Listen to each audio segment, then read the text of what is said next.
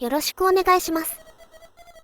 このゲームは1991年に発売されたアドベンチャーゲームであるファミコンのメタルスレイダーグローリーです。大きく描かれたキャラクターに細かな表情。まるでアニメのカットのような画面が現れます。この映像はファミコン最高峰とも言われています。ただ、今この画面を見て、ものすごく美しい映像だと感じる人はあまり多くないかもしれません。使われている色は少なく、解像度も低い。キャラクターも全身が滑らかに動くわけではありません。それなのになぜファミコン最高峰と呼ばれるのでしょうか。当時、大きな映像が表示されるアドベンチャーゲームとして、ファミコン探偵クラブ、山村美笹スペース、赤川次郎の幽霊列車などがありました。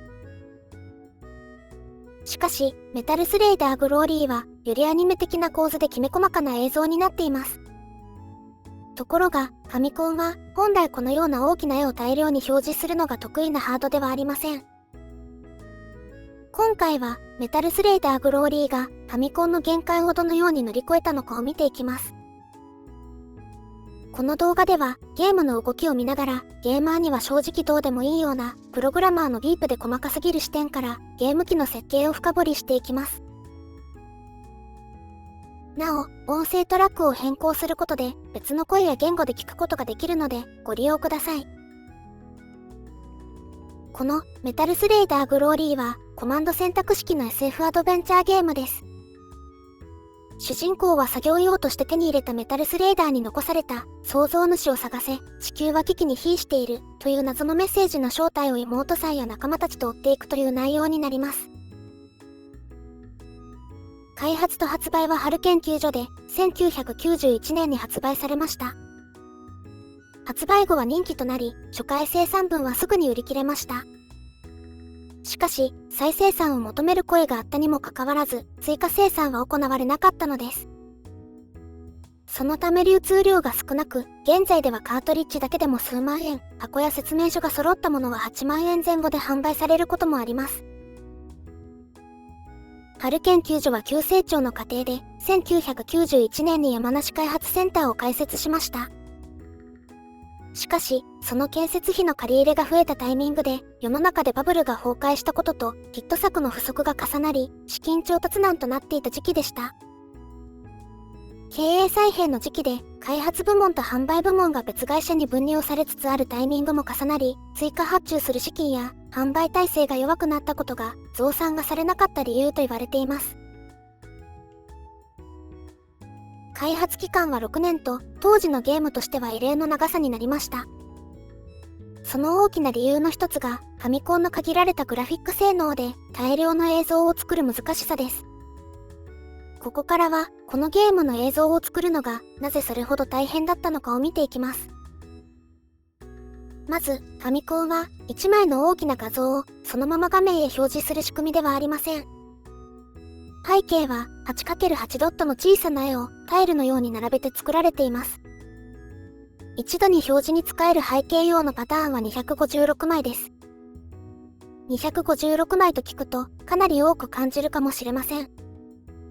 しかし 8×8 ドットのパターンを256枚並べても全て違う絵として持てるのは 16×16 パターン分だけです。ファミコンの画面は 32×30 タイルなので、画面全体の4分の1ほどにしかなりません。つまり、画面の全てを違う模様で埋めることはできないのです。そこで、同じパターンを何度も使えます。例えば、海や空は、1枚の青いパターンを繰り返し並べるとかです。その一方で、人物の目や鼻、口、髪の輪郭など、形が一つずつ違う部分には、タイルの共通化は難しくなります。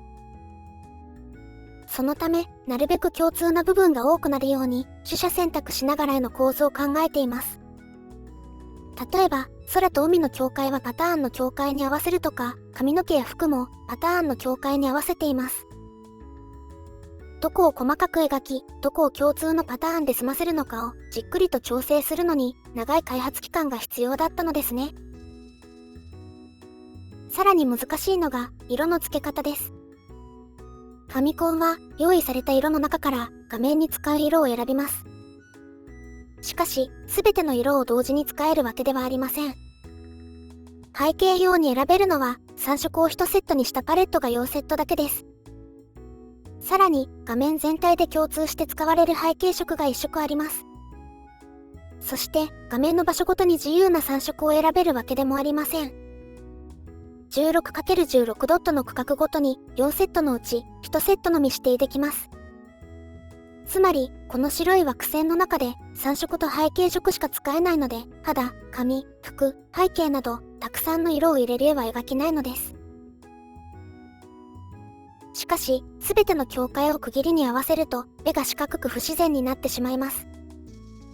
そこで区画をまたぐ部分では、隣り合うパレットに似た色や同じ色を用意します。色が急に変わらないようにすることで、16×16 ドットの四角い境界を目立たなくしているのです。そして、どうしても3色以上になる場所は、スプライトとの重ね合わせで回避しています。このパレットですが、近い色を濃淡で組み合わせることで、線の縁の色の変化を段階的にして、ギザギザを目立たせないようアンチエイリアスも使っています。また、瞬きや口の動き、表情の変化では、動く部分だけを小さなパーツに分け、必要な場所だけを切り替えています。これは、イラストを描いてからファミコン用に変換したのではありません。最初から、パターンの数と色の境界を考えながら、人物の構図そのものを設計していたのです。とはいえ、ゲーム全体の一つ一つの場面に、こんな細かな動きをつけていくのは、相当大変だったはずです。画像の工夫でロム容量を減らそうとしますが、大きな画像を表示するだけで、背景用の256枚のパターンも、スプライト用の256枚のパターンのどちらも、ほとんど埋まってしまいます。そこで出てくるのは、いつもの MMC です。標準では、カートリッジのキャラクタロムは、背景用は 4KB、スプライト用は 4KB で、それぞれ 8×8 ドットのパターンを256枚分しか使えません。そこでカートリッジ内に MMC という特殊チップを搭載し、マッパーという機能で大量のキャラクタロムから必要な 8KB を CPU が切り替えられるようにしています。しかし、それでもゲーム画面を見て気になるのは、表示される会話に、ひらがな、カタカナ、漢字が使われているところです。大きな画像を表示するだけでも、背景用の256枚のパターンは、ほとんど埋まってしまいます。ここ絵文字のパターンまで一緒に入れれば、肝心のビジュアルに使えるパターンが足りなくなります。そこで、画面上部の画像を表示するエリアと、画面下部の会話を表示するエリアで、MMC を使用し、キャラクタロムを切り替えているのです。繰り返しになりますが、テレビが1フレームを描画する仕組みは、昔も今も変わらず操作線方式です。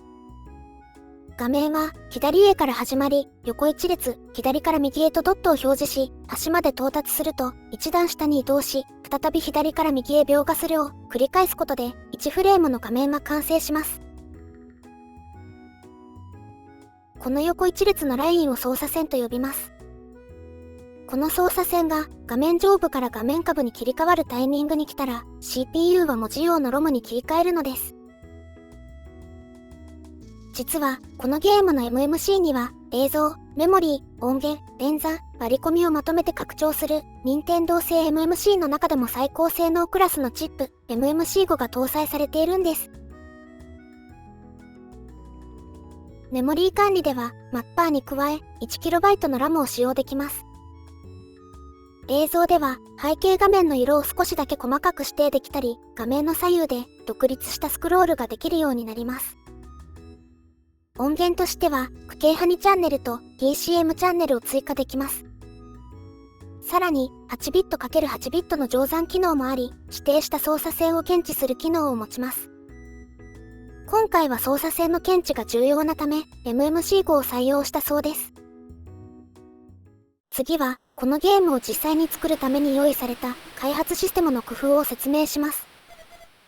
このゲームでは大量の会話や選択肢、物語の分岐を取り扱えますが、シナリオに合わせ、プログラムでこの処理を愚直に処理しているわけではありません。そこで、アドベンチャー、ゲーム、ランゲージ、略して AGL というアドベンチャーゲームを作るための専用言語を作りました。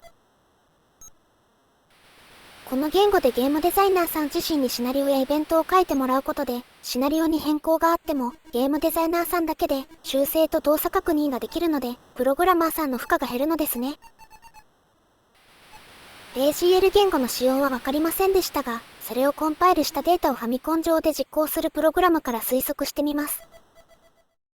例えば、ストーリーの選択肢が3つある場合には、このように記載します。3を指定すると、シナリオ130に遷移します。遷移先のシナリオ130では M 会話を表示し、キー入力待ちとなります。キーを押すと、指定の映像に書き換え、次の会話を表示し、キー入力待ちとなります。キーを押すと、選択肢を表示し、1の1を指定すると、シナリオ200に遷移します。遷移先のシナリオ200では会話を表示し、キー入力待ちとなります。キーを押すと、会話をクリアし、アイコンを表示して、会話を表示し、キー入力待ちとなります。キーを押すと、会話をクリアし、アイコンを消し、この会話がフラグとして記録され、リターンで一つ前のシナリオに戻ります。こんな感じかなと。このゲームは、画像やシナリオ、会話などのデータは膨大で、プログラムロム 4MB、キャラクタロム 4MB の計 8MB カートリッジになっています。画像1枚を撮っても、単に絵を描けばいいわけではなく、ファミコンのハードの制約とメモリ量の制限から調整が必要でした。それでいて、会話では各シーンで目や口を動かし、会話の音もキャラクタごとに音色や文字を表示するスピードを変えています。そして、よく見ると、テキストの速度、音声、文字表現を同期が取れているという、きめ細かな演出をしています。こういう作り込みの凄さが名作と呼ばれるゆえんなのかもしれませんね。そりゃ開発に6年もかかるのもわかります。会社経営側の気持ちは置いといて、ユーザーとしては嬉しいです。今回はこれで終わりです。